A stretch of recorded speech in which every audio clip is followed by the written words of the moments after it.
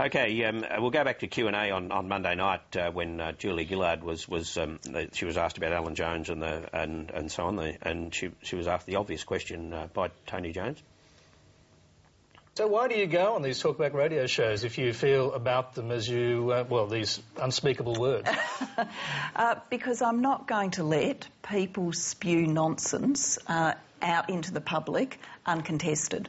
And Mr Jones gets on his radio show and he says things like climate change isn't real, carbon dioxide's a good thing. Now, I'm going to get on there, and even if it means that it's not pretty exchange and there's a few raised voices and I've got to give back as good as I get, I'm going to get on there and I'm going to stop someone putting out that kind of nonsense uncontested.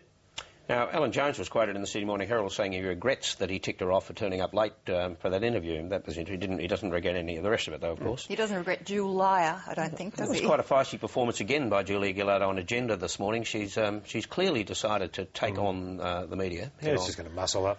Yeah. But she's right. She should go on his show. A lot of people listen to his show. She wants to talk to Australians. Right. She should go on his show, and she'll stick up for herself, and that's perfectly reasonable. All right, final observation predictions in a moment. I've got one to make, though, just before we do. Have a look again at Q&A, and that question from Julian Assange to the Prime Minister. Prime Minister, you just got back from Washington. But what Australian citizens want to know...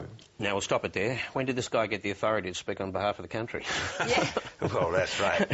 The rest of his question was nonsense he's anyway. Getting a bit carried away.